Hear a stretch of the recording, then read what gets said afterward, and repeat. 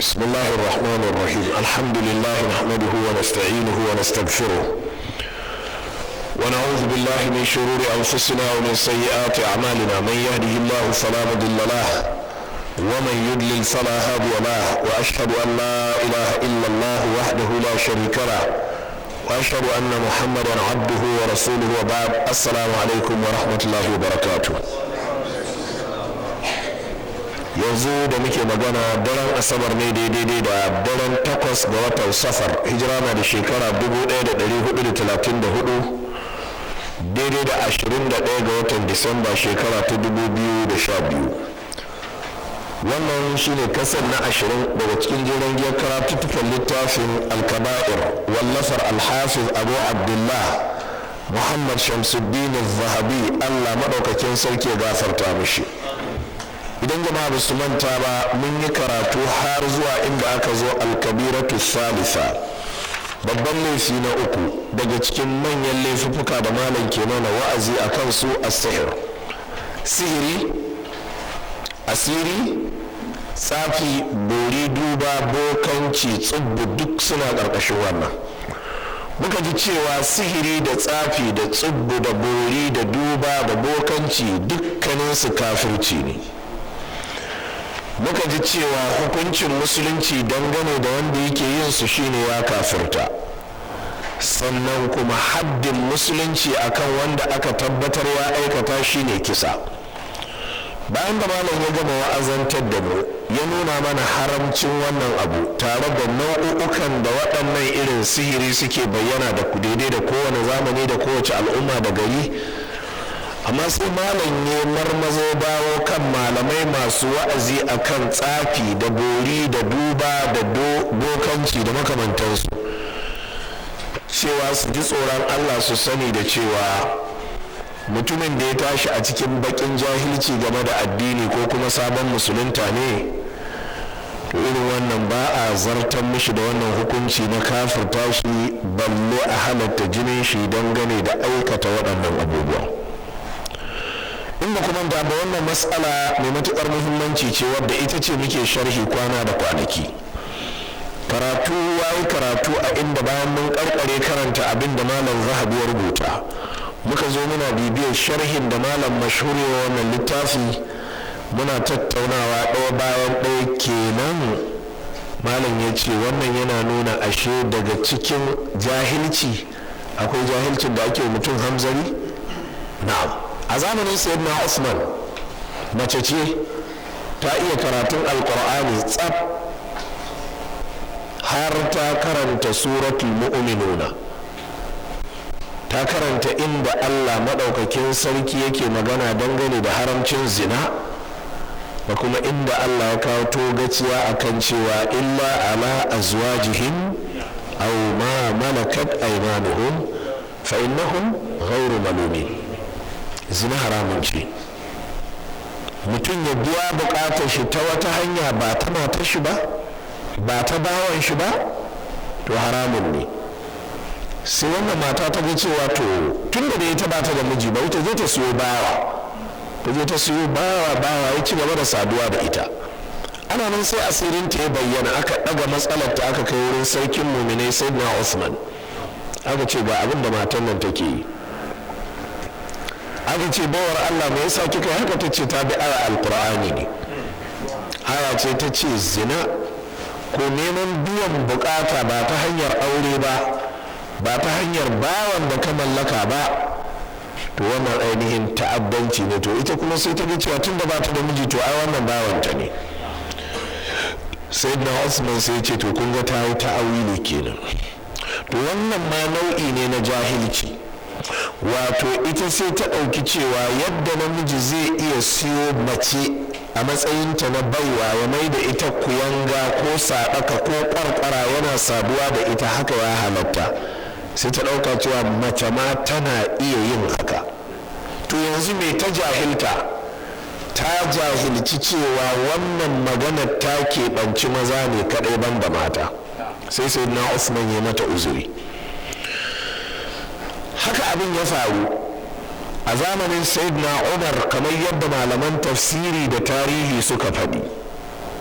aka kama barawo aka ce za a yanke mishi hannu ya tsalle ya ce a saboda ba za a yanke mishi hannu aka ce ai Allah ne yake cewa wasariqu wasariqatu faqta'u aydiyahuma jaza'an bima kasaba nakalan min Allah wallahu azizun hakim.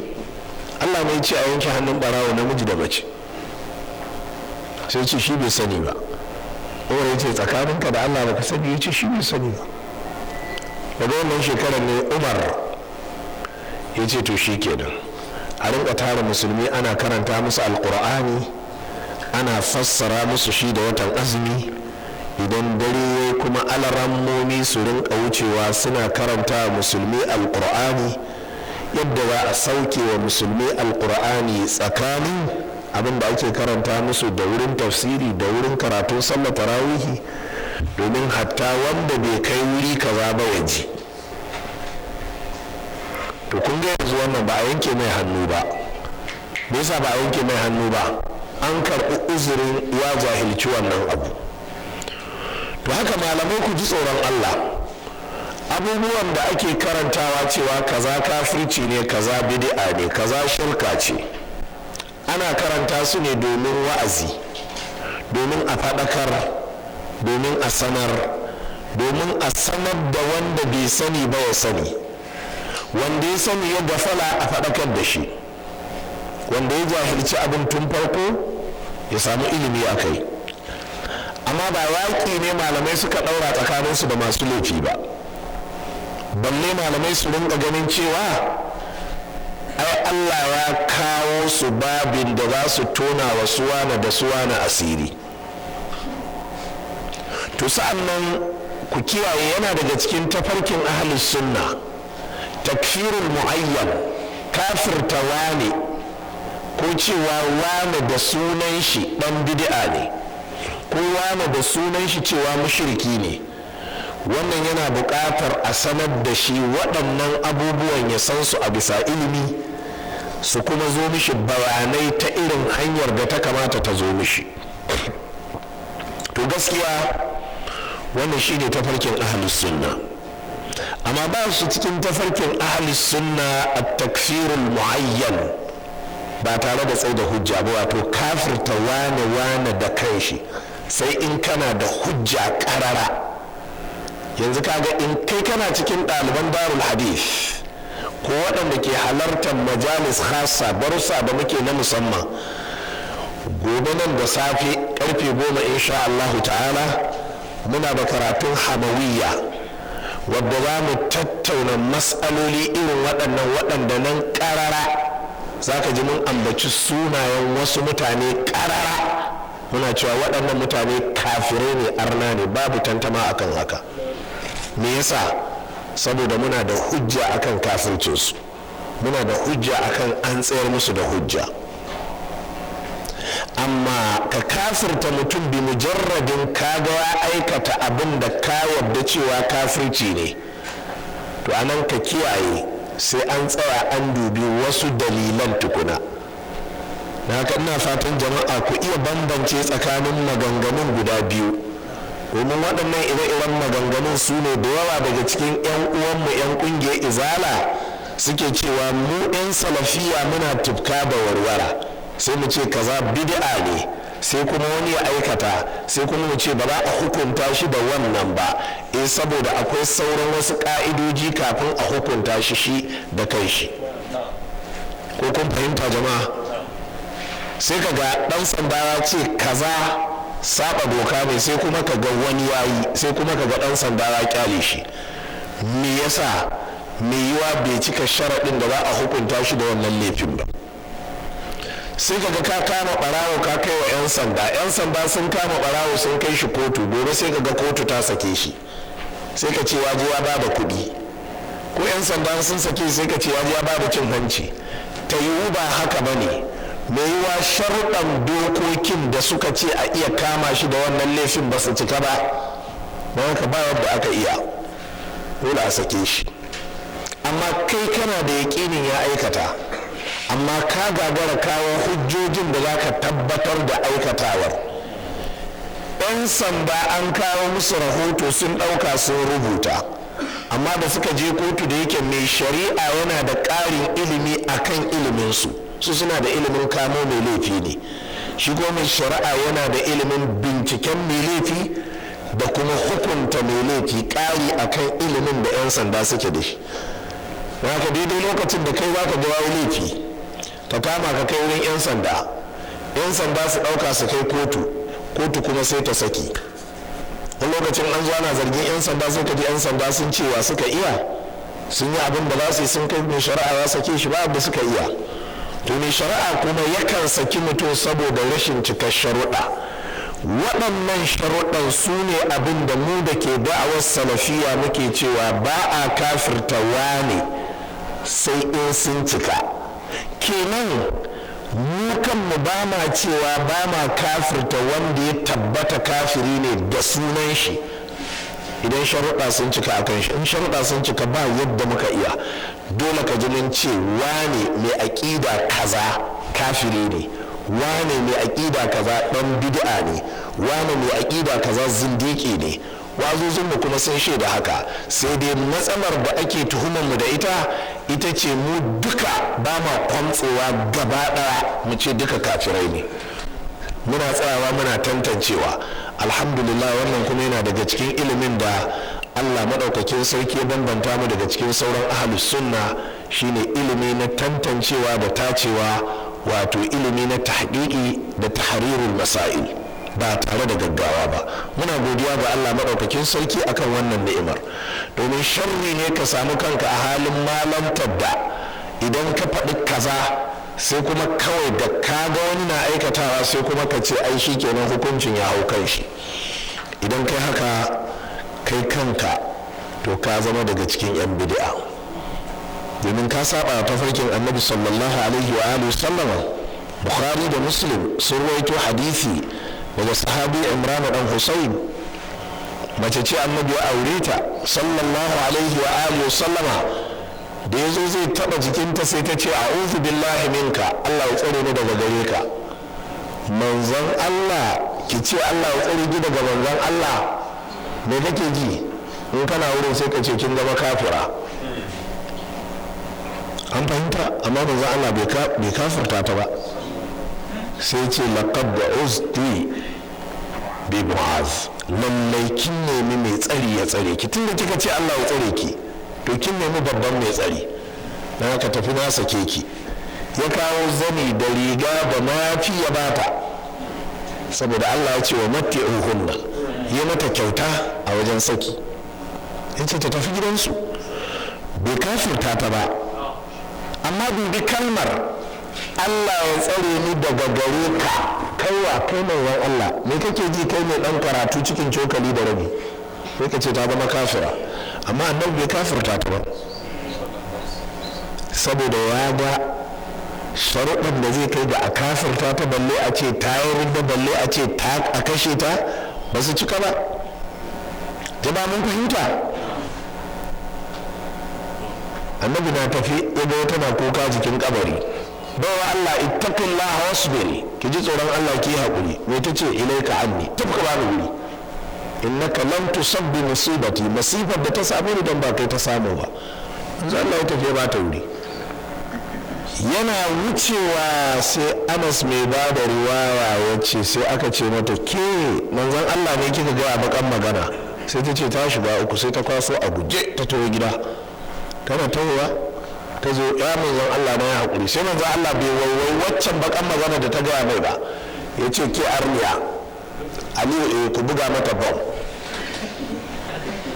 bai ce mata haka ba, sai ce mata ne inna sabra inda sadmatul ula, haƙuri kika zo kina cewa yanzu kin yi dan kin gane ni ne wani? ai haƙurin baki da lada, tunda baki yi shi ɗazu sanda ake baki haƙuri ba. yanzu dan kin ce kin yi haƙuri, wato kin yi haƙuri don ni ne na baki. yanzu kin yi haƙuri don me? don dama dole ke haƙuri. baki ta kukan mutuwa ne har abada? me yasa manzon Allah sallallahu alaihi wasallam bai waye ta ba akan waccan kalmar? wa ma kana Allah li yudilla qauman ba'da idh hadahum hatta yubayyana lahum ma yattaqun. Allah baya cewa su ana sun bata bayan ya dora su akan shari'a sai in ya bayyana musu abubuwan da za su bi su kiyaye da abubuwan da za su bi su afka, to in suka afka din sannan sai Allah ya ce sun bata.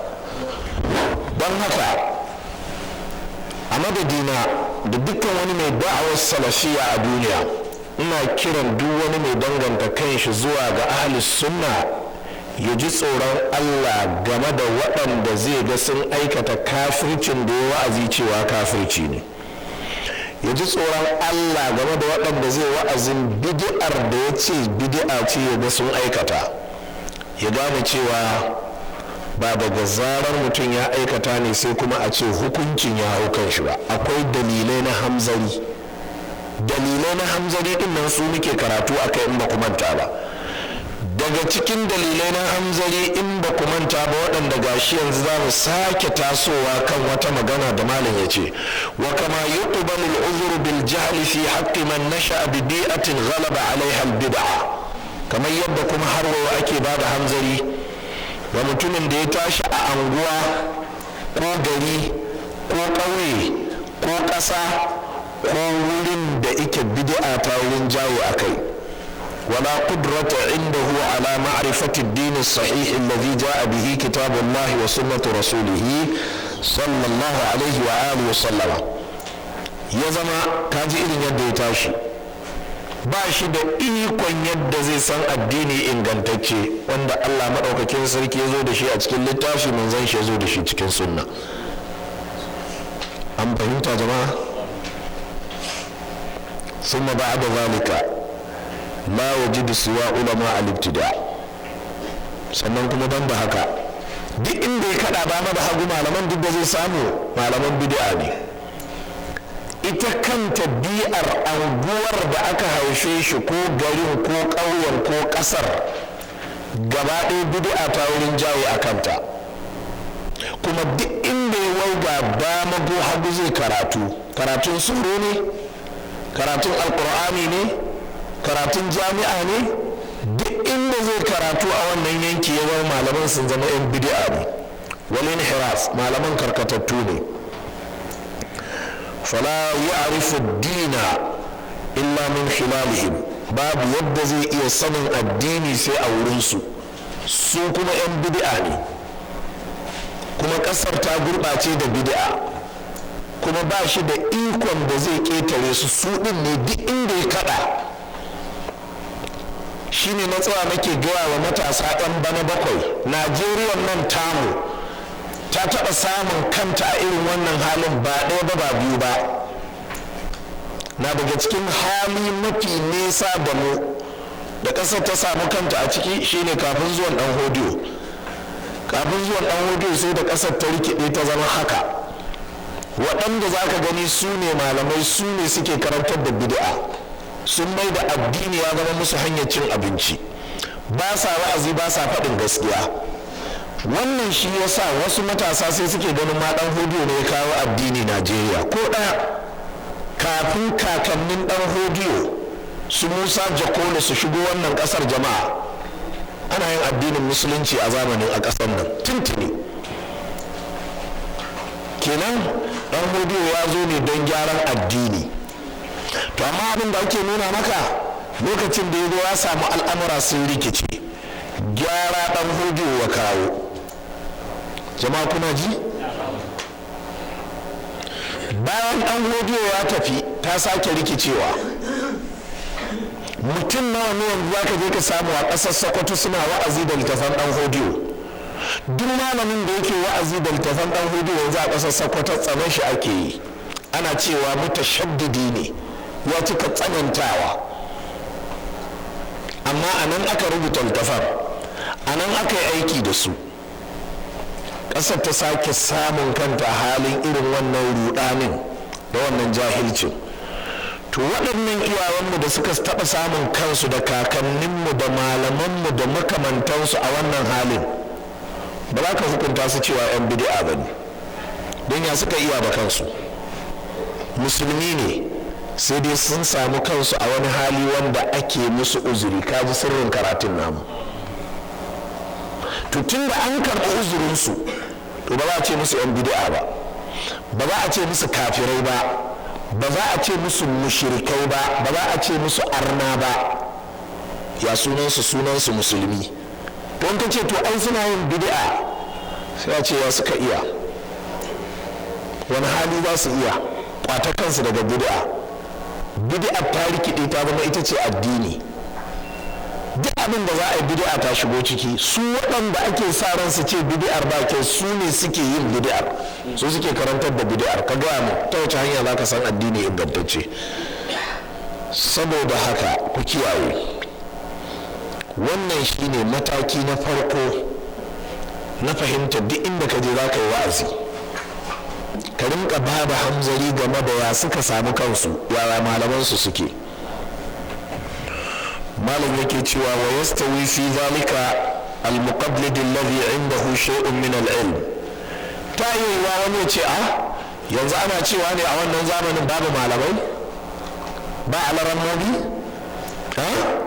ba wannan da suka san risala da qurtubi da askari, ba masu karanta ishmawi, duk akwai su.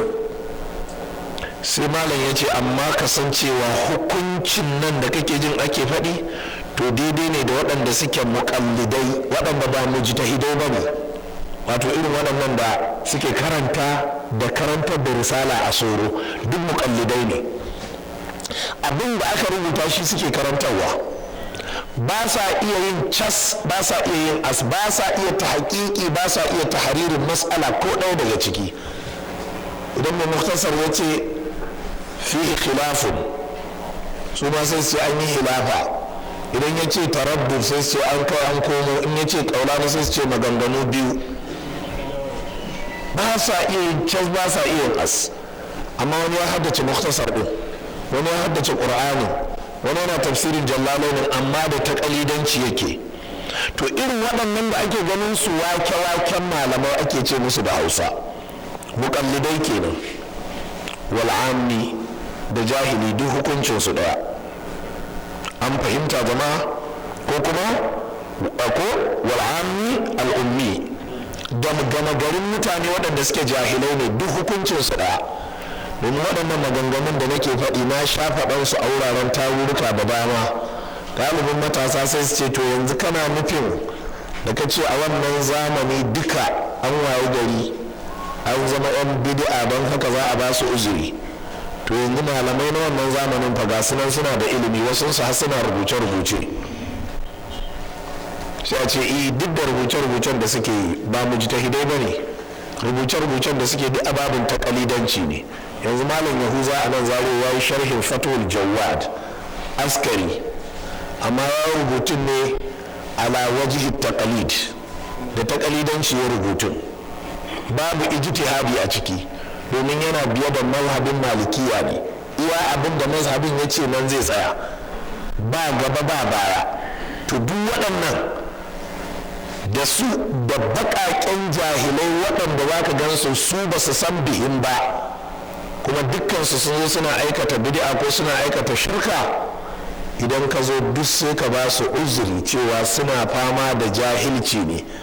wanda jahilci suke fama da shi? su waɗannan suna fama da jahilci ne na tantancewa, su kuma waɗannan suna fama da baƙin jahilci ne.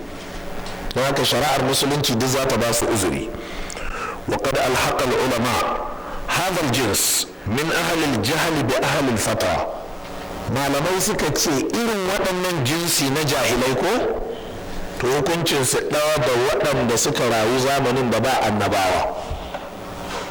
mutanen da suka rayu zamanin da ba annabawa Allah maɗaukakin sarki ba ya azabtar da su. to haka mutanen da suka rayu zamanin da yake annabawa sun zo sun wuce amma addini ya gurɓace, malaman sun rikice sun karkace sun koma suna biɗar duniya da ilimin. to mutumin da ya rayu a irin wannan zamanin ba a ce mishi kafiri in dai asalin shi musulmi ne, ba a ce mishi ɗan bid'a, sai a kira shi a musulmi, amma sai a danganta shi da ya jahilci ingantaccen addini. sai a kira shi musulmi, sai a ce amma ya jahilci fahimta ta gari ta addini. jama'a kuna fahimta da kyau? li adamu bulughi da'wati sahiha ilayhi, saboda da'awa ta gari ingantacciya bata isa gare su ba. wa adami ma'rifatihim lid-dini ala haqiqatihi da kuma rashin sanin su ga addini a bisa haƙiƙanin yadda yake. unzur haqiqatul bid'a malai yace ka duba littafin nan mai suna haqiqatul bid'a wa ahkamiha a cikin ainihin mujalladi na biyun shi shafi na 231. jama'a kun ji wannan maganar.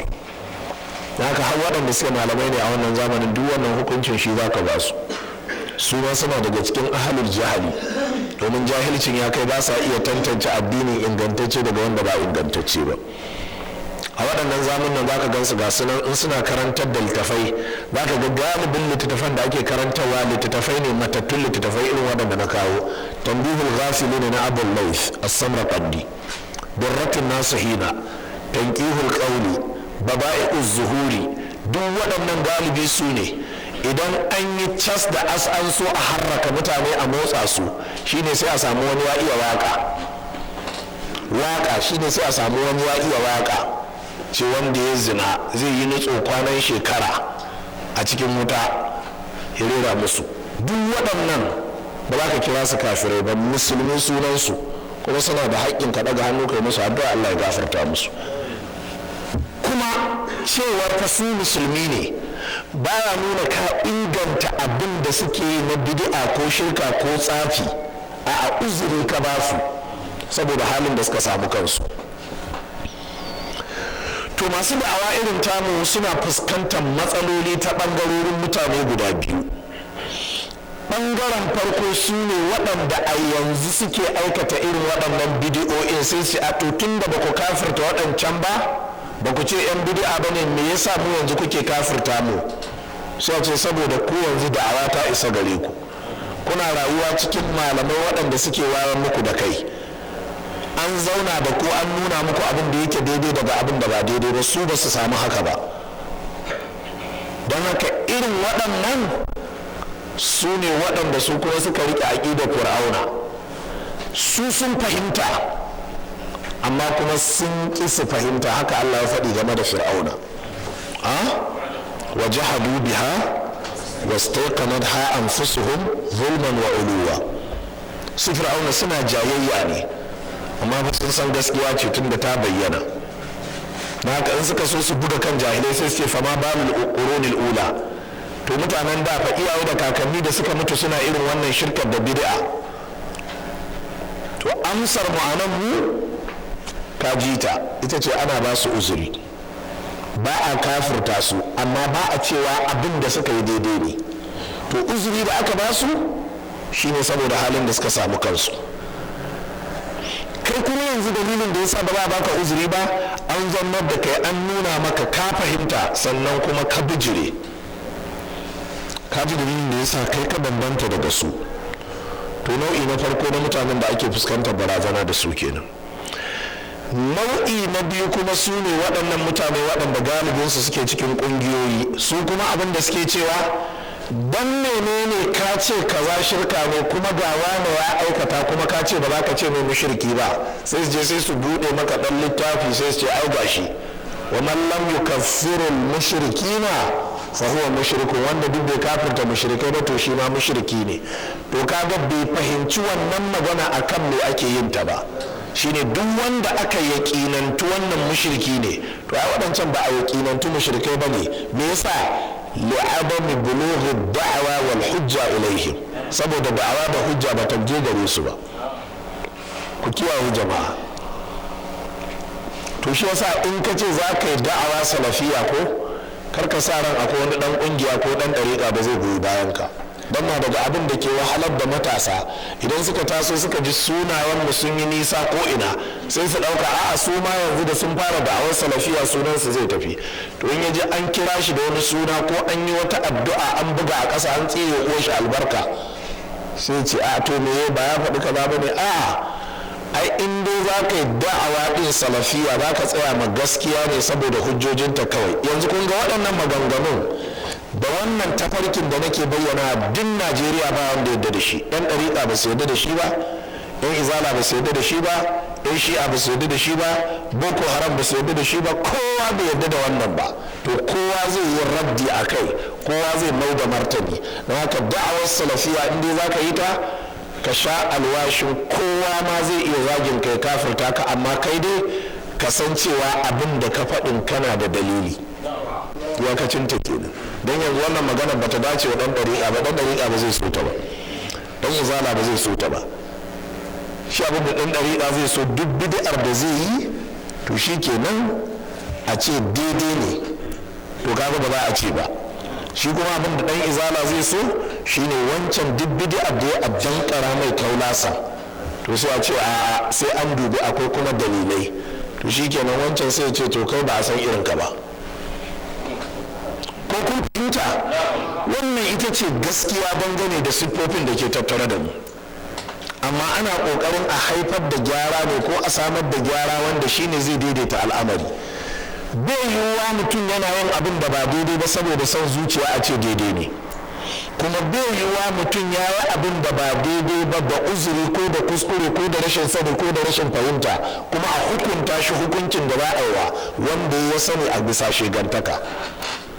Babu ilimi a cikin dukkanin maganganu.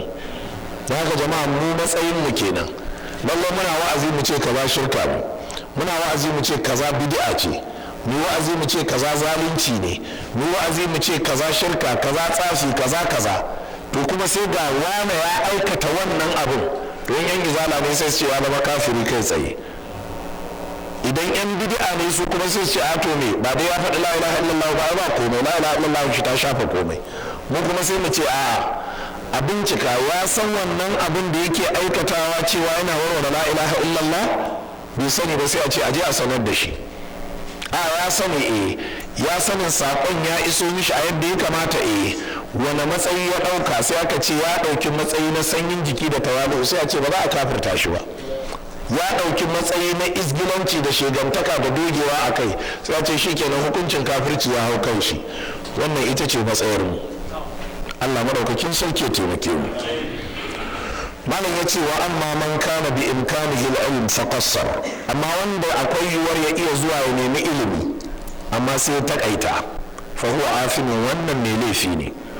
Wa fi hadha yaqulu Alauddin as-Samarqandi, babban malami Alauddin as-Samarqandi ga maganar da ya faɗi game da irin wannan. Kun ga wancan na baya da ake magana ya tashi ne a ƙauye da ake bid'a, ƙasar bid'a ake yi, yankin ko ina bid'a ake yi. Jama'a kuna fahimta? Malaman ma in ya tafi wurin su bid'a suke yi, to yanzu wannan yana da uzuri. To amma wanda yake da ikon ga malamai masu faɗin gaskiya zai je wurin su fa, sai ya ƙi zuwa wurin su.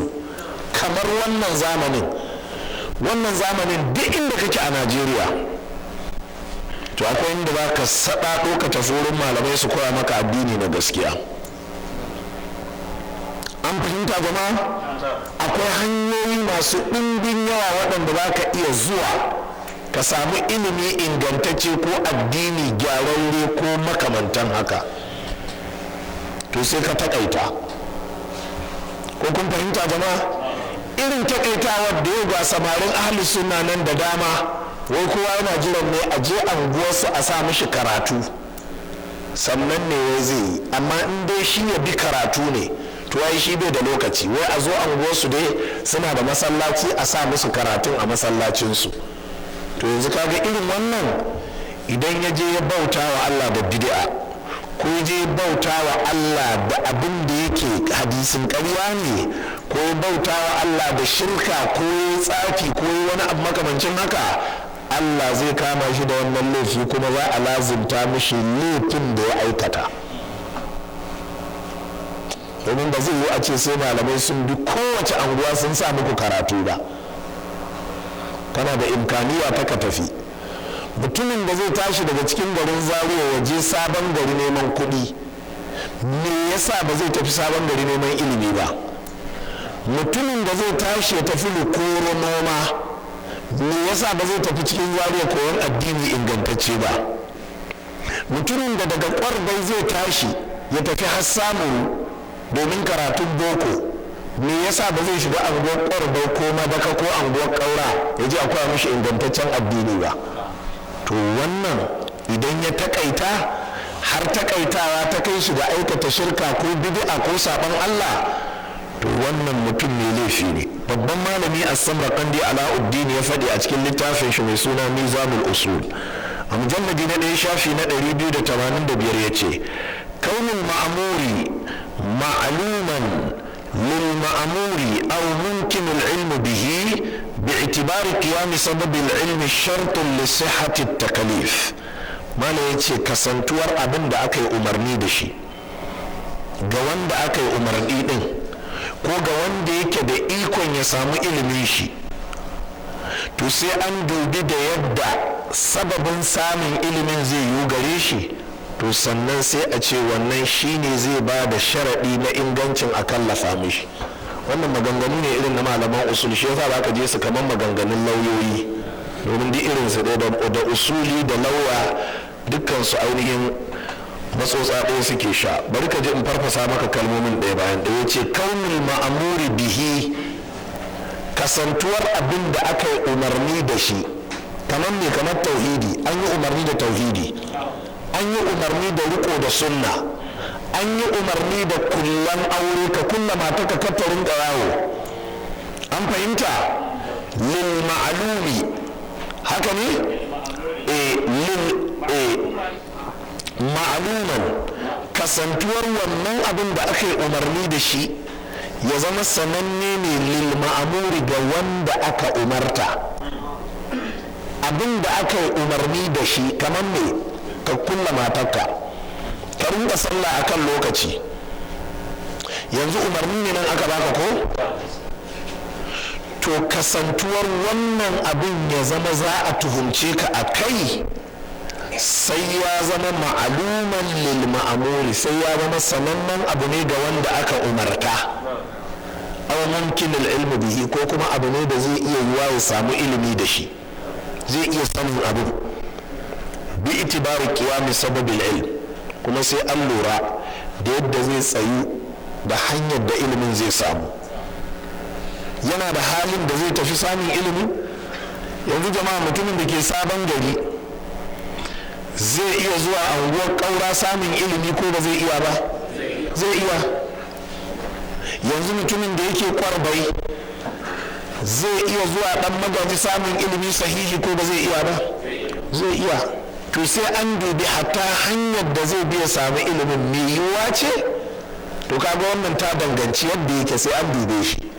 Ta danganci babu wata barazana ga rayuwar shi ko ran shi ko kaza kaza a hanya. Akwai yiwuwar, sai aka ga akwai yiwuwar haka.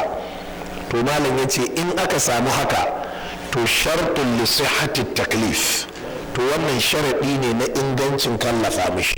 Idan haka ta samu, to sharaɗi ya cika, to sai a ce dole ne ya bi wannan dokar. Domin me? Domin yana da hanyar da zai je santa. Wa fil hasil haqiqatul ilmi laysa bi shartin. Malam ya ce ko da yake a ƙashin gaskiya haƙiƙanin sanin abin ba shi ne sharaɗin ba, lakin na tamakkuna min al-ilmi bi itibari sababihi kaf, sai dai kuma samuwar sababin da zai kai da samuwar ilimin kaɗai ta isa. Misali jama'a, ga wani abu da zaka ji gwamnatoci su ne, sai ka ji an ce za a samar da lafiya ga mutanen yanki kaza zuwa shekara ta 2000 da kaza. Kasa yana faɗin haka? Gwamnati ta ce za ta samar da abinci, za ta samar da ilimi ga mutanen yanki kaza zuwa shekara ta kaza. Me kake tunani abinda gwamnati take nufi? Za ta samar da asibitoci, kuma asibitocin su zama da magunguna da likitoci kuma a san da ake bukata. Shine gwamnati take nufi da ta samar da mutane lafiya. Wato ta samar da yiwuwar hanyar da za a samu lafiyar kenan. To ya rage, idan naƙuda ta turke matarka sai ka ce ba za ka kai ta asibiti ba, naƙuda ta kashe ta, yanzu nan gwamnati tana da wata gazawa? Ba ta da gazawa, don ta samun maka da hanyar da za a samu lafiyar. Idan ba ɗan daure kama ɗanka sai ka ƙi kai shi asibiti har ya mutu, yanzu kaga babu wani zargi don gwamnati ta samar. To shine malam yake cewa asali abin da ake magana, in aka samar wa da mutum sababi da zai iya samun ilimin ko, to ya isa wajen yanke mishi hamzari.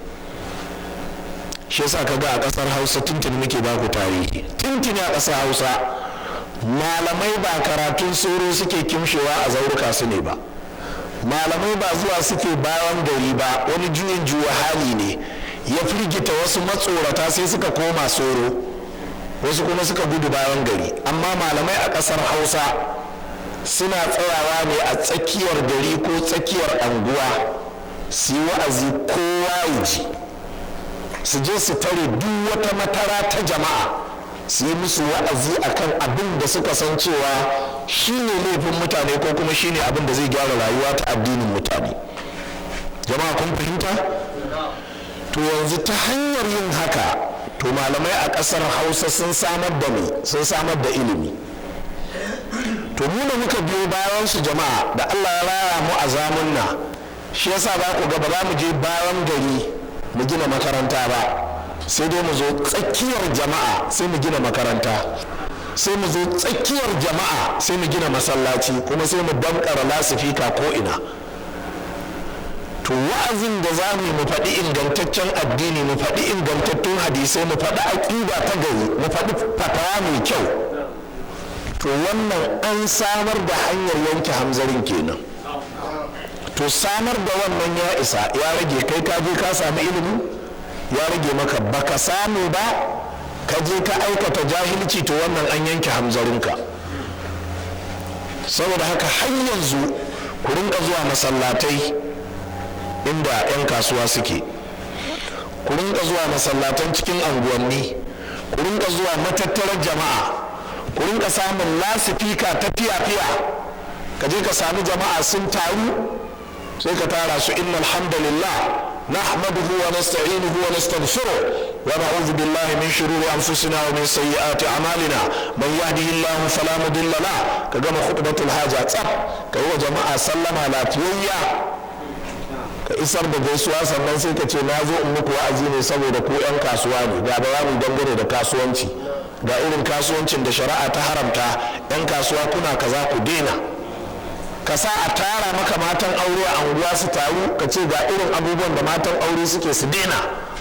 To samar da wannan jama'a shi ake nufi game da ya isar wajen yanke hamzari. Samuwar ilimi da kuma sanin wannan ya rage maka, in ka ga dama ka je, in baka ga dama ba kar ka je, amma dai malamai sun yi abin da ya wajaba a kansu.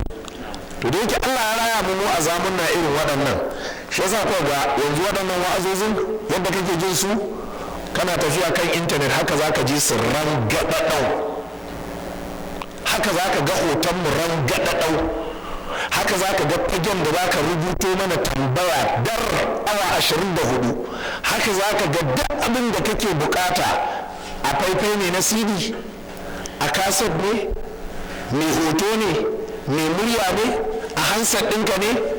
To samar da waɗannan abubuwan jama'a shine malam Samra Kandi yake cewa a ƙashin gaskiya in aka ba da damar samuwar ilimin to ta isa.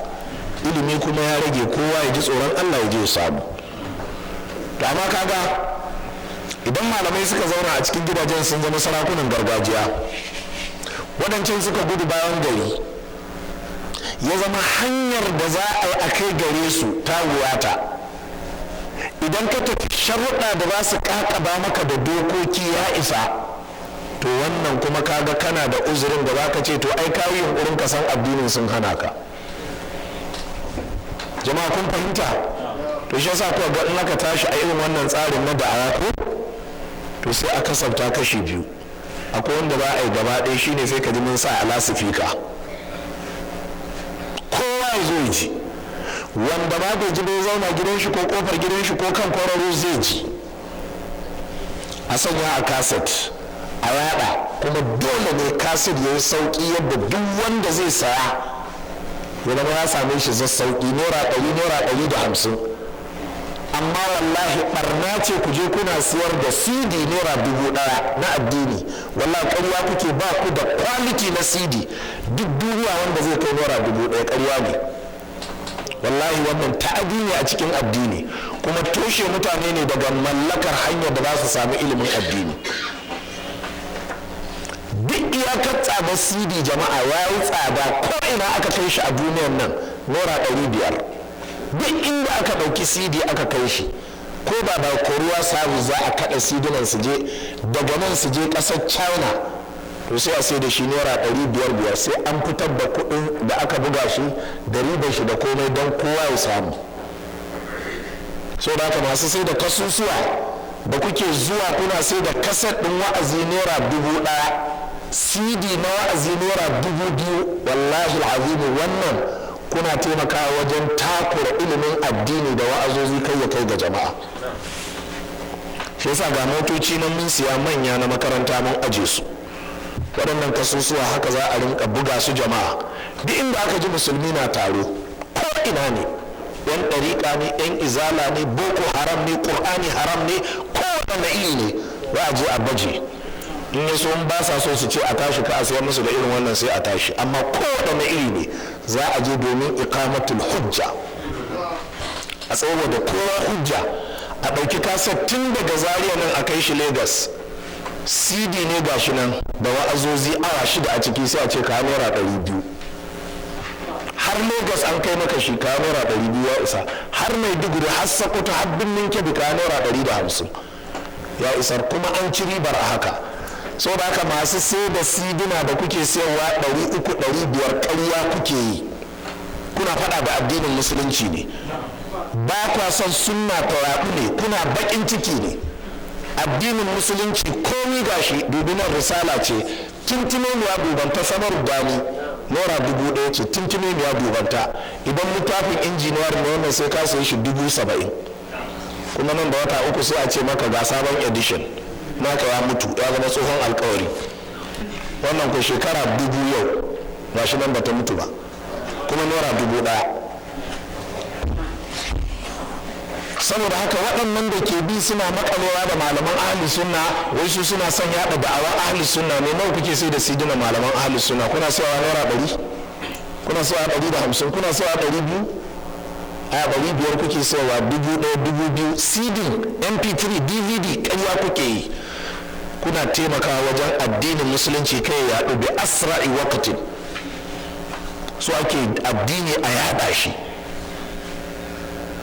don haka dole ne marakis, cibiyoyin da'awa na musulunci jama'a su mallaki kayan aiki irin waɗannan, yadda da an gama wa'azin jama'a za a buga, duk wanda yake so ya ɗauka ya tafi kawai.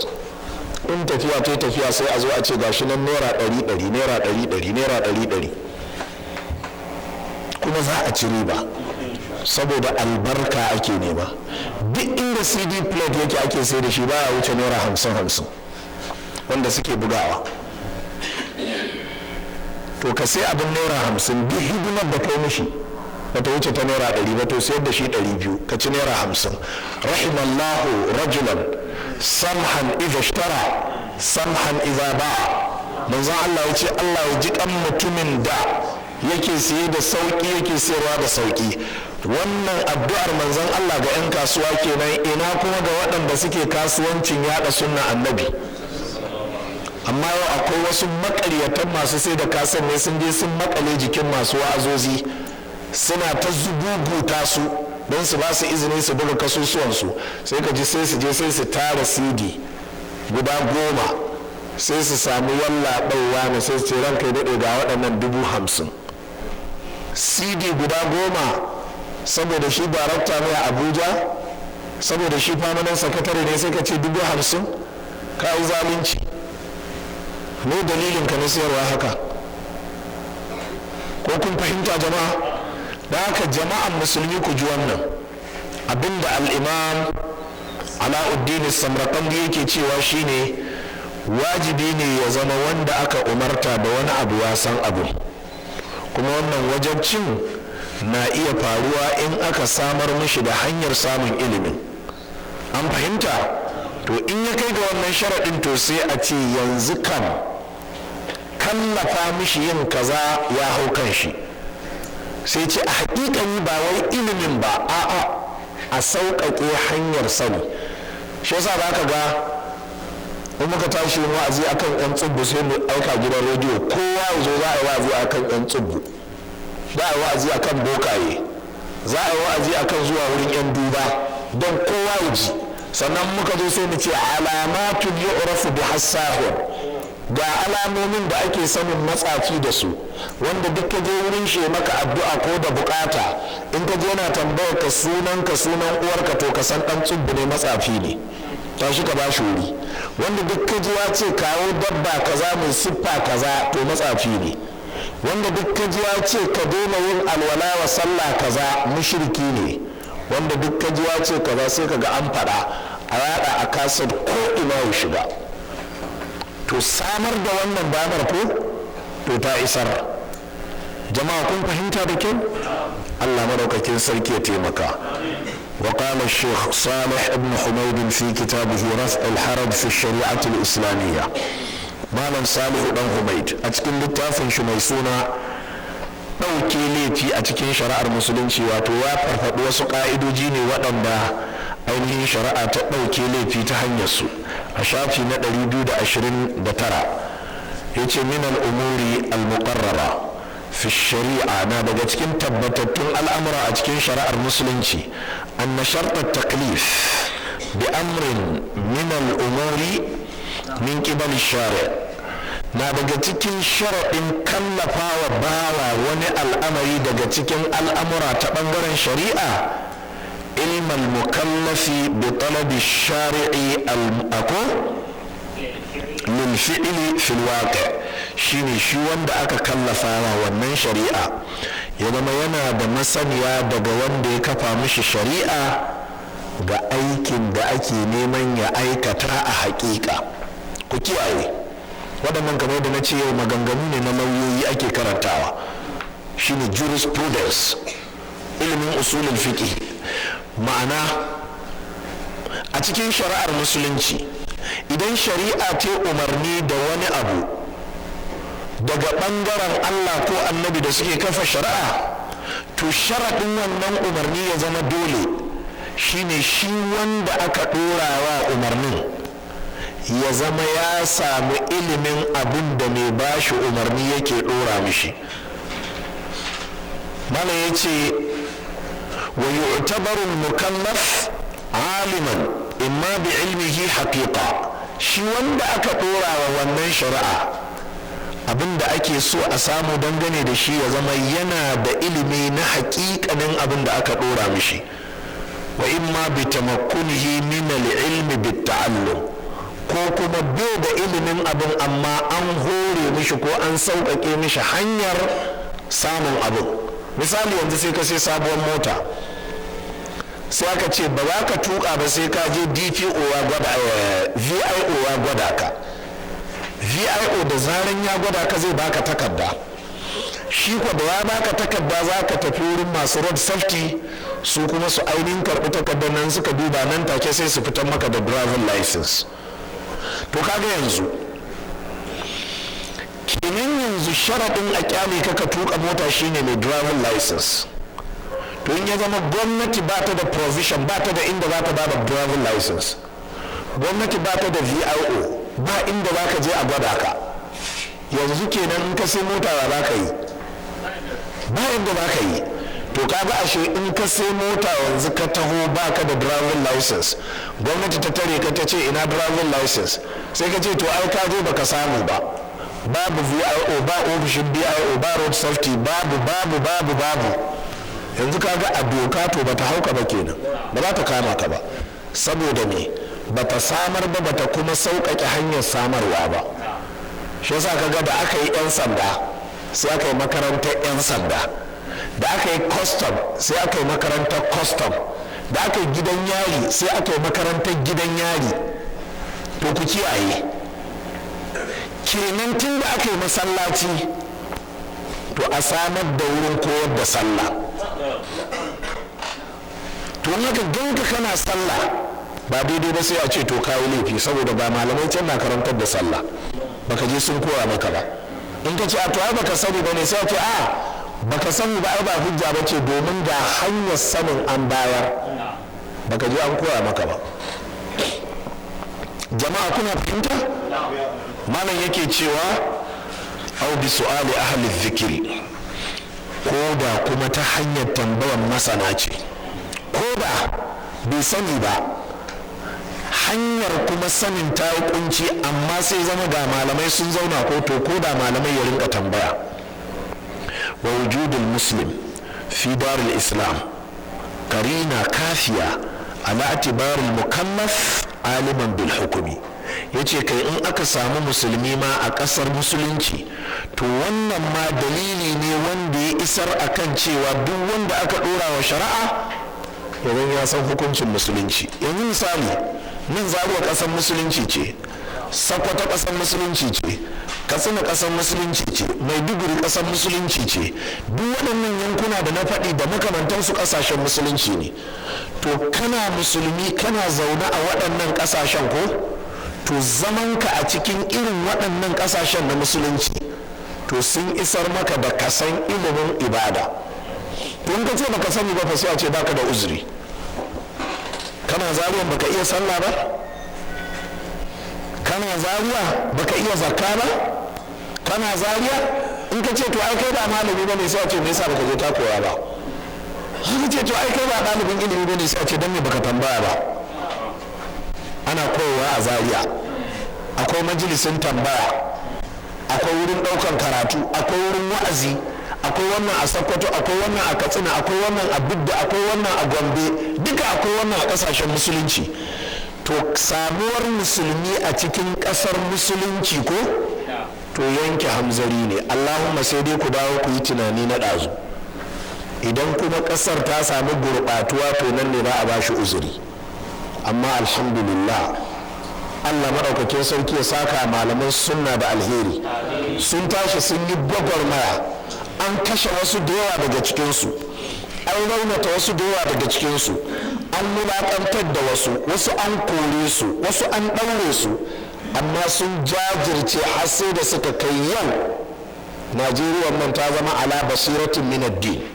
malaman sunna Allah ya saka muku da alkhairi. ulaika ashabun nabiyyi wa hizbuhu ولولاهم ما كان في الأرض مسلم ولولاهم كادت تميد بأهلها ولكن هم أوتادها ورواسها. waɗannan malamai Allah ya saka muku da alheri. to matasa abin da muke so da ku daina gaggawa, ku daina ci da zuci. ɗaukan makami ba naku bane, amma ban shi muke so ku buga. da'awa ban ku je ku ta da'awa ko ina, amma maganar ban ku buga ban amma da'awa ku je ku karantar ko'ina kowane lungu. sun kore ka daga masallacinsu, samu kofar gidan ubanka, amma kar ku fasa da'awa. ku karantar da maza, ku karantar da mata, ku karantar da yara, ku tara tsofaffi ku karantar da su wa ake alwala, ku tara mata ku musu wa'azi, ku tara 'yan mata, ku tattaro waɗancan 'yan shamisho duka ku tafi ƙarƙashin gada ku kwaso duka ku ta yi. that is the evangelism by the dinin Islam. wannan shine propaganda yaɗa da'awa ta musulunci jama'a. amma ku yi karatu ku kudindine ku zama sarakunan gargajiya, ko ku yi karatu ku koma ku zama 'yan boko kawai an ɗauke ka kana karantawa a faculty. mutanen gari fa kana kyamusu ba za ka karantar a gari ba, wai kan wani ya zage ka, wai kan wani ya maka sharri, wai kan wani ya maka rashin kunya, kai kana da digiri 3. wallahi ka yi asara. a cikin hadisin manzon Allah sallallahu alaihi wa alihi sallama manzon Allah ya ce al-mu'minu alladhi yukhaliqu an-nasa wa yasbiru ala adahum khairun min al-mu'min alladhi la yukhaliqu an-nasa wa la yasbiru ala adahum. musulmin da yake cuɗani da mutane, ka shiga cikin kasuwa, ka shiga cikin ko'ina, wannan ya zage ka, wannan ya hantare ka, wannan ya jefe ka, a kore ka nan, a baka notice nan, a yi maka harara nan, a yi maka makirci nan. manzo Allah ya ce ya fi alheri fiye da muminin da baya haka. saboda haka kun je kun yi karatu, ka je Madina kawo karatu, ka je Misra kawo karatu, ka je Syria kawo karatu, ka je duk kawo karatu, ka je ABU ta dauke ka kana karantar da Arabiya a faculty, ko ana karantar da Islamic studies, ko kana karantar da shari'a. to in magariba ta kuma sai ka samu wani masallaci sai ka sa musu tafsiri. idan magariba ta sai ka samu wani masallaci ka sa musu risala, ka samu wani masallaci ka sa musu riyadus salihina.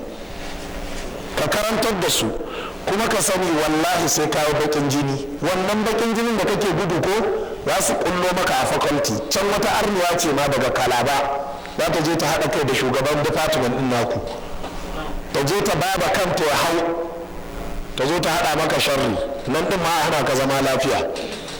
ba dai bakin jini kake gudu ba? Saboda haka 'yan Islamic studies ku fito daga cikin jami'o'i ku shigo cikin gari ku zo ku yi da'awa. Haka nan malamai na cikin gari ku shiga cikin jami'o'i ku je ku yi da'awa, ku shiga cikin polytechnic da FCEs, ku shiga cikin makarantun secondary, ku je gidajen kurkuku. Muna gaya muku wannan shine babban yakin da yake nuna nawa kafirai, amma wallahi za ka buga bom so dubu, wallahi tallahi kafirai ba su damu ba, sun san dole akwai ran da za ka daina. Amma da'awa wallahi suna fuskanta akwai haɗari. Shi yasa babban kafiri ya tashi bayani ya ce, ya ku jama'ar Yahudawa, inda gaske kuke za ku yaƙi musulunci ku tashi ku yi, saboda musulunci tun daga Najeriya har Eritrea wato Somalia ya ce ba mutuwa ba su ma yayi, kuma wasu matasa suna nan suna ta yayyafa mishi ruwa. Menene yayyafa ruwan? Shine da'awa. Saboda haka matasa abin da muke bukata, ka iya bulugul maram, to je ka ango ku kasa shi. Ka iya qawaidi, je ka ango ku kasa. Sharrin shine ka tsallake abin da ka sani zuwa ga abin da baka sani ba. Kana karantar da su qawaidi, sai ne ce maka alaba ta malam, mutum ne ya saki matan shi kafa saki 3 a kalma daya. Karatun ka bai kai ba, kakkace a gani ya suka ce ban sani ba. Yanzu a fara gyaro ta tukuna, a gyara sallah. wa man la ya'rifuha la ya'rifu shay'an fi dinillahi fa salatuhu batila tammat bihamdillahi wa khatamat. A tsaya a nan. Amma abin da muke cewa matasa, in kuka daina karantarwa, to Najeriya za ta koma mafi sharrin wancan halin. Saboda 'yan tsubbu suna nan, matsafa suna nan, masu yada bid'a suna nan. Amma kamar da al-Imam al-Barbahari ya ce, su kamar kunama ne, suna nan sun sake. Haka kunama take tsayawa sai ta kale abin nan karinta, in ta samu harba sai ta harba, amma ba ta samu ba sai ka ji ta yi shiru kamar bata. Ya ce 'yan bid'a tsit suke yi, amma duk sanda suka samu wata dama sai sun yi. Saboda haka kar ku ji kasar ta yi shiru, ɗan da'awa ne suka yi yawa. Idan kuka sassauta to za su bayyana. Da haka matasa, dunakum ad-da'wa ila Allah wa ila kitabillah, ad-da'wa ila rasulillah wa ila sunnati rasulillah, ad-da'wa ala manhaji salafil umma. Matasa a tashi a wannan aikin. Ka je ka samu wani ƙauye, ka je ka zauna kana karanta musu alkur'ani daga alamtara kaifa ka rinka koyar da su. Ka je ka samu wasu mutanen ƙauye kana koyar da su 40 hadis. Ka je ka samu wasu mutane ka sanya musu qawaidi kana koya musu. Za a kai ga inda ake nema. Ka ga a wannan ranar farko da muka fara ta da suratul fatiha, muka fara da qawaidi. Ranar farko da muka fara da suratul fatiha da qawaidi, haka muka sa ana karantar da mutane. Da haka muka fara. Duk inda ka ji labarin Albani daga haka ya fara. Gashi yau an kai inda aka kai, ana karatun Bukhari, ana karatun Muslim, ana tafsiri. Wannan su ne dalilan da ka ji tun da kake jin ana zagin Albani, ana zagin uwa Albani, ka ji laifin. Albani bai taɓa sata wa kowa kaya ba. Iyakan laifin kenan. A Albani ya ce kaza, a Albani ya yi sallah kaza, a Albani ya yi fatawa kaza, a Albani ya fito da karatu kaza. Shi ne laifin.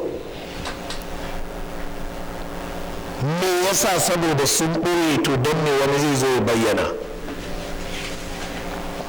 Don haka jama'a kuna ji, don haka matasa, duk wani abu da za ku yi in ba neman ilimi da yaɗa shi ba ko, to mu ba ku taimake mu ba. To sannan kuna wannan aikin ko, so muke sirrif kuma sai ku sai jam form, sai a ji wani yana neman medicine, wani yana neman engineering, wani yana neman law, wani yana neman kaza. Sai ku zo ran da za ku bayyana kuɗin ne ke tafsiri, in aka je kotu kuma sai a ganka ashe solicitor ne kai, lauya ne kuma. Tsarki ya tabbata ga Allah. kudin ne ke karatun hadisi sai kuma a je sai a same ka yau zai karbi digirin shi na 3 a business admin ko accounting sai a ce shi din sai a ce to haka muke son ku zama. We have a mission, we have a message to convey. Muna da aiki ne wanda shari'ar musulunci ta dora mana, muna da amana ne wadda manzon Allah ya bar mana mu isar da ita, sannan kuma muna da risala qawiyya, muna da sako mai girma da muke isar wa duniya, shine at-ta'rifu bi hadha ad-din. Mu yawo a sanar da mutane wannan addini. Ku sai lasifika ko da kwaya biyu ce, ku sai generator dan misali a pass my neighbor, ku sai dan amplifier ku da microphone kwaya daya, goya a bayan mashin abokin kai goya maka, ku nufi wani ƙauye kuna zuwa ku ce ga mai wa'azi ya zo. Yadda masu sai da laya suke yawo suna sai da laya, masu sai da maganin sa'a kuma ku rinka yawo ku ce mun zo ne yau akwai wasu ayoyi za mu karanta muku su gaba da suratul luqman dangane da tarbiyyar yaya. Ana ramma jawo, karka ji kunya kowa, karka ji tsoron kowa, in sai kashe ka wallahi baka yi asara ba. Karka ji tsoron kowa, a je a kai ka wurin sarki, a wuce da kai wurin shugaban kasa, a kai ka wurin kwamishinan 'yan sanda, duk inda aka kai ka can ma je ka buɗe wa'azi. Ku daina jin tsoro ko kaɗan. Mala'ika ne kai za a turo a ce kai ka wuta ka ce to ta kwaɓe. Amma wallahi ɗan sanda, ss, soja, wallahi karka ji tsoron kowa game da wa'azi. Wallahi ku je ku wa'azi, ku je ku isar da Qur'ani da sunna, ku gaya wa kowa, ba zagin kowa ku kai ba. Tafsiri za a alamtara kai fa alaran ma jawo, ka buɗe ka karanta musu me Allah ya ce, a ce to za mu dawo ranar Alhamis. Ina limamin gari a ce gashi an riga ta mana rufe mana da addu'a, ku kada mashin ɗinku ku dawo, mako mai zuwa ma ku sake zuwa. Bayan kwana biyu sai ku ce ƴaƴansu su zo za a rinka karantar da su alkur'ani, a ce a tara matansu za a koyar da su. Kada ku sake ku bar mutane da jahilci. Bayan lokaci ku je ku sami likitoci daga jami'ar Ahmadu Bello, ku je ku sami likitoci daga Shika, ku ce muna zuwa da awa wani ƙauye, muna so ku likitoci ko kuma me za ku iya kawo a cikin karatunku. Za a je yau, za a je ne za a yi musu maganin ciwon ido, yau za a je ne za a taimaka musu game da shawarwarin harkar noma. Duk irin waɗannan jama'a su ake kira da'awa. Amma ku zauna wai kuna tsoron kawo wa'azi za a zage ka. Karka wa'azin, zauna ka gan ba za a zage ka ba, za su yi maka sharri, za su ɓata maka suna. Da haka ne waɗannan malaman da suka gudu bayan gari wai su alarammomi malaman tsangaya, da waɗannan da suka gudu suka kunna zaurukansu suna hararar kowa a anguwa, da haka ne suka kashe addini a ƙasar. Saboda ne babu true evangelism, babu yaɗa addinin na gaskiya. don haka matasa Allah ne da kanshi ya kira ku haka, yace innahum fityatun amanu bi rabbihim wa zidnahum huda wa rabatna ala qulubihim idh qamu faqalu rabbuna rabbus samawati wal ardi lan nad'u min dunihi ilaha laqad qulna idha shatata. matasa ne masu rauni sai Allah ya karfafe su suka tsaya gaban sarki mai kashe mutane wanda yake da'awar shi ne Allah ne, suka ce wallahi ƙarya kake, Allah ƙwaya ɗaya ne kuma shi ne Allah mahalicin sama da ƙasa, kuma wallahi ƙarya kake a nan garin dai wallahi ba za mu bauta kowa ba sai Allah ɗaya. So da kansu da suka koma sai suka ce amma fa mun sha rota, in ba mu ba ke iya faɗin wannan a gaban sarki. Karfin imani kenan, ka yi maganar da yake daga baya kai da kanka za ka ga kai din ne kuwa wa ayyadnahu bi ruhil qudus kenan. Sai da haka matasa isar da da'awa da wannan salon ko shine ke sa a yanke mutane hamzari. summa inni da'awtuhum jihara summa inni a'lantu lahum wa asrartu lahum israra فقلت استغفروا ربكم إنه كان غفارا يرسل السماء عليكم مدرارا. haka ake wa'azi ku je gidan rediyo ku yi, ku je jarida, ku tafi intanet, ku rubuta da hausa, ku yi da yarabanci, ku yi da inyamuranci, ku je masallacin kasuwa, ku je asibiti, ko ina ku je. We must convey the message. Aikinmu ne sai mun isar da sako. In aka kashe mu wasu su taso, in aka kashe su wasu su taso, in suka mutu wasu su taso. Amma in kuka bar mutane kuna tsoron zagi, zargi, kisa, ɗauri, sharri, makirci, kuka daina da'awa, kuka koma akhlaqtum ila al-ardi, kuka bi duniya, me zai faru shine sai a waye gari mutane sun zama jahilai. Sau da haka matasa kar ku sake ku wannan cin amana. Allah madaukakin sarki ya taimaka. To malam sai yake cewa wanzur tafsila zalika fi majmu'i fatawa ibn taymiya. Kun ji duk waɗannan karatuttuka da muka yi jama'a tun daga karatun baya na kasar na 19 har zuwa na yau na 20 ko? In kana son ganin bayani dalla ka je ka sami majmu'ul fatawa ta ibn taymiya mujalladi na 3 shafi na 229 da mujalladi na 11 shafi na 409 zuwa 410 zuwa 411 wama ba'ada haka karanta har shafuffukan da ke bayan wannan. wa fathul bari ka duba littafin fathul bari sharhin bukhari mujalladi na 13 shafi na 407 wa mahasin at-ta'wil da littafin mahasin at-ta'wil tafsiri ne للقاسمي نمال جمال الدين القاسمي مجلد نبير شافي ندبو da ɗari ɗaya da bakwai dubu ɗaya da ɗari uku da bakwai wal fisal da littafin alfisal fil milal wan nihal littafin al'imamu ibn hazm kenan mujalladi na 4 shafi na 24 zuwa da 5 wa fath al-ali al-maliki da littafin fath al-ali al-maliki tattaruwar fatoyin malaman malikiya ne a cikin mujalladi na 2 shafi na 346 wa siwanatul insan min waswasi sheikh dihlan akwai wani littafi da aka rubuta martani ne ga wani malami da yawa mabiya da'awar muhammad bin abdulwahabi sharri shine aka rubuta littafi aka sanya wa littafin siwanatul insan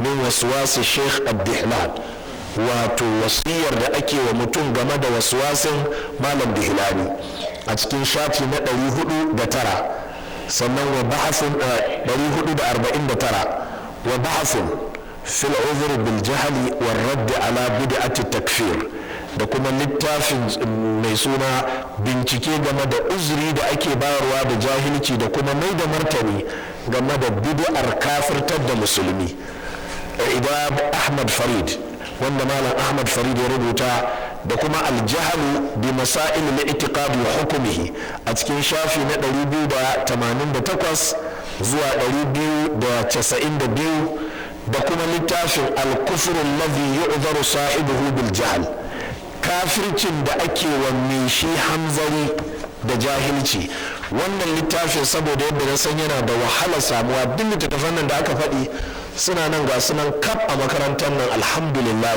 amma wannan da ya zama dan mitsili ne shi yasa sai na zakulo muku shi gashi nan ko za ka samu kai photostat al-kufru alladhi yu'zaru sahibihi bil jahl wa hukmu man yukaffiru ghayrahu min al-muslimin sunan littafin kenan kafircin da ake wa mutum uzuri da shi saboda yana da jahilci da kuma hukuncin wanda ke kafirta wani wanda ba shi ba daga cikin musulmi wannan littafi ga shi nan da sheikh abdullah ibn abdurrahman ibn ababatin wa kitabi min qisas al-madin da kuma malam mashhur yace a duba littafin shi mai suna daga cikin kissoshin waɗanda so gabata shafi na 245 zuwa 247 Allah madaukakin sarki ya taimaka wannan mas'ala abin da ya sa na tsaya na tattake wuri a kanta tana daga cikin mas'aloli masu matuƙar muhimmanci waɗanda malam ya zauna ya tattauna su a wannan littafi Allah maɗaukakin sarki ya taimaka akwai wata mas'ala kuma wadda take kusa da wannan ba ta ita ma malam ya tattauna ta a lamba ta 4 a wannan shafin da muka gama karatu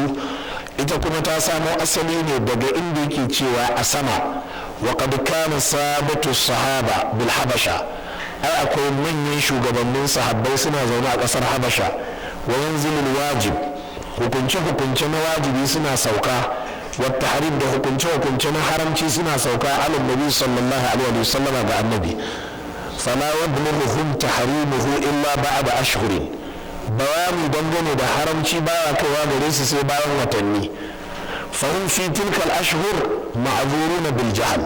To kaga a waɗannan watanni da suka zauna ba su san cewa doka ta canza ba ko to yanzu ana iya ba su uzuri da rashin sani hatta yablughahumun nas har sai nasi ya zo gare su. To kun ga wannan matsalar da malam yake faɗi a cikin usulul fiqh ana kiranta dalilul khitab. ma'ana yanzu da Allah madaukakin sarki ce ya ayyuhal ladina amanu idza nudiya lis-salati min yawmil jum'ati fas'au ila dhikrillahi wa dharul bai'a.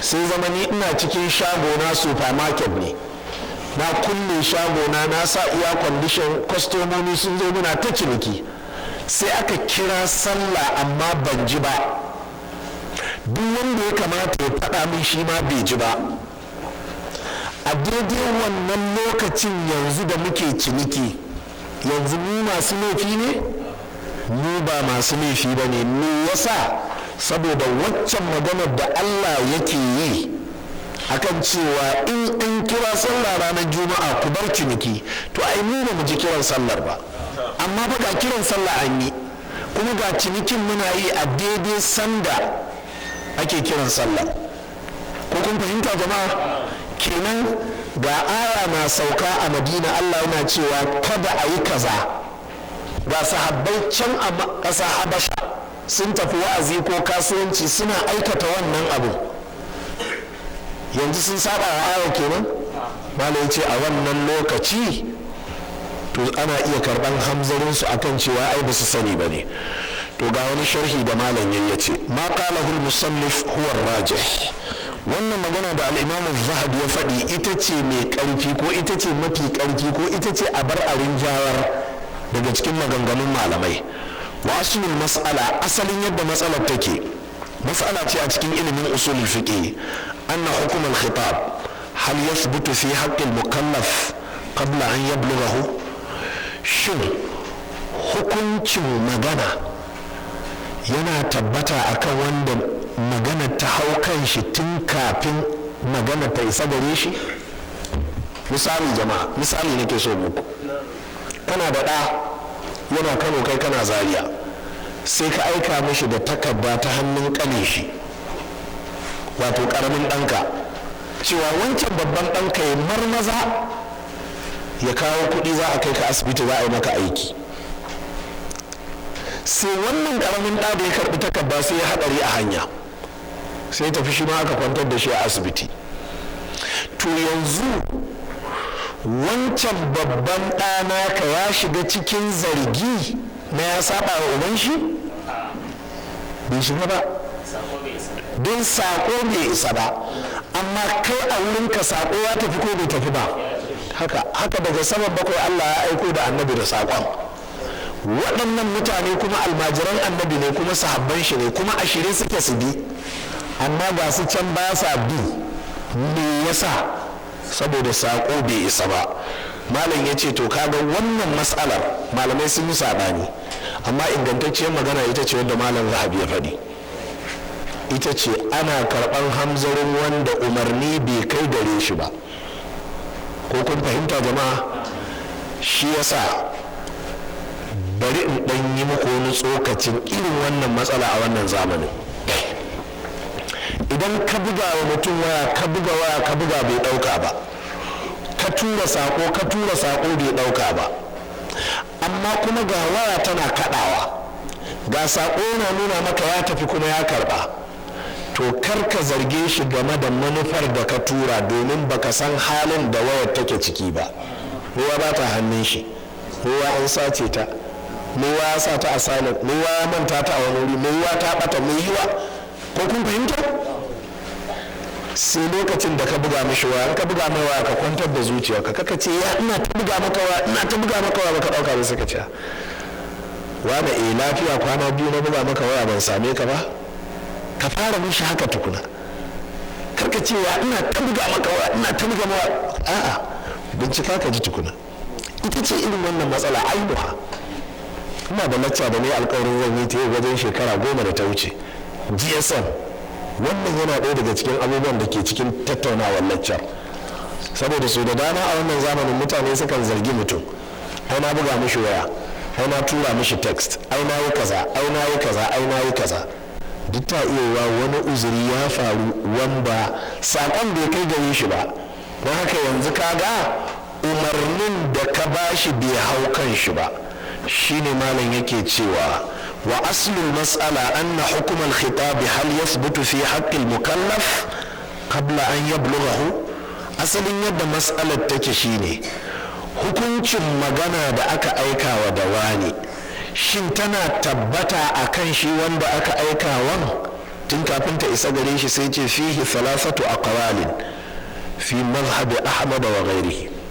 akwai maganganu guda uku waɗanda malamai suka yi a cikin mazhabin imamu ahmad da kuma waɗansu mazhabobin. kila yathbutu, wasu suka ce a wannan umarni ya hau kan shi, don haka kaga in yi jinkiri ya saba kenan. wakila la yathbutu, wasu kuma suka ce a umarnin bai tabbata a kan shi tunda sako bai je gare shi ba. wakila yathbutu al-mubtada, wasu sai suka ce tsohon umarnin da aka fara bashi wanda ya sani to yana tabbata a kan shi dunan nasikh, banda wannan wanda ya zo ya shafe na daɗin. misali, da an ce mace ce ta kaba shekara guda, ana nan sai doka ta sauka cewa ta kaba ta koma wata 4 da kwana 10. to ka aika wani almajirinka yana karantar da mutane a wani ƙauye, sai ya zama wannan fatawa da ya sani ta cewa shekara ɗaya ce ta kaba ita ya ɗora su a kai. sai ka rubuta mishi takarda cewa amma doka ta sauya yanzu ta kaba wata 4 da kwana 10 ne, amma takarda bata isa gare shi ba. to shin yanzu wannan umarnin ne yake a kan shi daga cikin waɗannan umarnuka? su ne waɗannan malamai sai suka ce na farkon ne a kan shi. in dai har yana bin na farkon to shi ba mai saƙo ba ne, don ya yi biyayya ne ga abin da ya sani. wal azhar malam yace magana da tafi karfi annahu la yajibu qada'u shay'in min zalika. to in ma wata ibada ce da aka aika mishi da ita yi yanzu ko bai samu yayi ba to babu ramuwar komai a kai shi. kamar me? kamar waɗannan sahabban lokacin da aka fara shar'anta salloli jama'a duk raka'a biyu ne, sallah azhar la'asar magriba isha asuba duka raka'a biyu ce. da tafiya ta tafiya sai aka mai da la'asar da azahar da isha raka'o'i hurhudu, magariba raka'a 3, asuba ta tsaya a raka'a ta 2. to yanzu waɗannan sahabban da suke akan umarnin farko suna can ƙasar da suke sallah azahar raka'a nawa suke? raka'a 2. to wannan raka'a 2 da suke yi idan bayani ya zo musu cewa to ko wata 5 da ya wuce sallah azhar ta zama raka'a 4, to ba za a ce sai su rama duk sallolin su na azhar ba, ko kuma a ce su tashi su ci ko guda biyu ko ɗaya, ba komi a kansu. me yasa? saboda umarni na farko da suke akai shine daidai a wurin su, na biyun bai zo musu ba sai yau. to kwatankwace wannan matsala ita ce mace ce mijinta ya mutu a wata ƙasa ko a wani gari yau wata 5 da ya wuce, labarin mutuwar shi bai zo mata ba sai yau. to jiya har zuwa watanni 5 da suka wuce ba ta kaba take ba, yau da labari ya zo cewa wata 5 da suka wuce mijinki ya mutu, daga yau za ta fara ta kaba, saboda abin da ya wuce a baya ba ta sani ba. don haka a matsayinta na matar aure ne mijinta yana nan, amma yau da labari ya zo mata ba za ta ce a to shi kenan tun da ta kaba ba ma wata 4 ne da kwana 10, yau wata 5 ba ashe na fita ta kaba, a baki shiga ba ma tukuna yi. an fahimta jama'a? shine waɗannan karatuttuka suke nunawa. sai malam yake cewa wala yasbutu al-khitabu, don haka umarni baya tabbata akan wanda aka umarta illa ba'da al-bulugh, sai bayan sako ya isa gare shi, da kaulihi ta'ala, saboda magana Allah madaukakin sarki da Allah madaukakin sarki ke cewa li unzirakum bihi wa man balagh. wannan qur'ani an saukan mini da shi ne don in yi muku wa'azi da shi da kuma wanda sako zai isa gare shi. to yanzu duk wanda sakon qur'ani bai isa gare shi ba, kaga ba za a tuhumce shi da cewa don me bai bi umarnin alqur'ani ba. to ni kuma in kun fahimce ni da kyau shine nake cewa to mu kuma mu tashi mu isar da saƙon, a tashi a je a yi wa'azi ƙauyuka da ko'ina domin saƙon ya isa, domin hujja ta tabbata a hannun mutane su bauta wa Allah. Idan kuma ba su bauta wa Allah ba to yanzu hujja dai ta zo gare su kenan. Allah maɗaukakin sarki ya san cewa ku da ya sanar kun isar da wajibinku. Da haka jama'a kuna jin wannan, da haka aiki ne. Ka zo nan Allah ya azurta ka ka yi tunani ƙauyenku suna can wani hali suke, sai ka je ka gina musu masallaci, sai ka kai musu malami ka aje musu. Karka damu idan wani ya ce za a kawo muku izala, rabu da su. In mutum ɗaya ne zauna a karantar, in ƙwaya biyu ne zauna a karantar da su. Kar ku damu, bijirewar masu bijirewa kar ta sa ku daina karantar da mutane. Ina fatan ku fahimci wannan. Allah madaukakin sarki ya taimaka. Wannan ita ce aya ta 19 a cikin suratul an'am. Karatu yayi karatu jama'a, amma lokaci ya ƙure. Insha Allah ta'ala za mu saurara a nan har sai Allah ya kai mu mako mai zuwa, za a ci gaba da karatun wannan littafi mai albarka. Allah madaukakin sarki ya albarkace mu akan abubuwan da muka karanta daidai, abubuwan da muka kuskure Allah ya yafe mana. wannan muke cewa subhanakallahumma wa bihamdika ashhadu an la ilaha illa anta astaghfiruka wa atubu ilayk. Alhamdulillah.